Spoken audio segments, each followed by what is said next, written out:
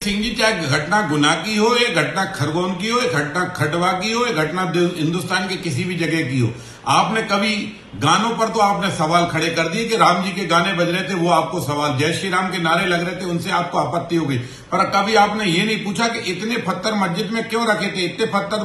मुसलमानों की दुकान और छतों पर क्यों रखे थे, पेट्रोल बम बना के बम मुसलमानों ने क्यों रखे थे, हथियार भाग क्यों रखे थे। इसका मतलब दिग्विजय सिंह जी, कभी आप मुसलमानों से सवाल नहीं करोगे कि पत्थर कहां से आए, पेट्रोल पंप कहां से आए, तलवार कहां से आए, हथगोले कहां से आए, आग लगाने का सामान कहां से आए, दुकानें जलाने का जो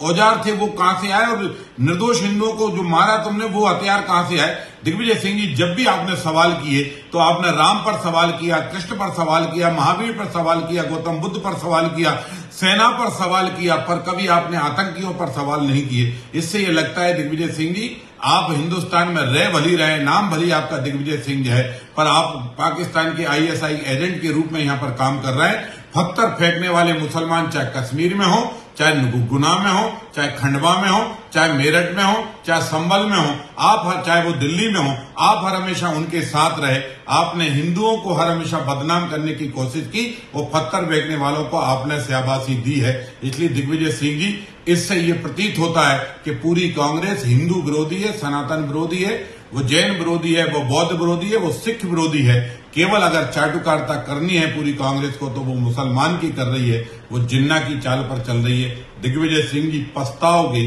पूरी कांग्रेस खत्म हो जाएगी। ध्यान रखना, नारा तो जय श्री राम का बुलंद था, बुलंद है और बुलंद ही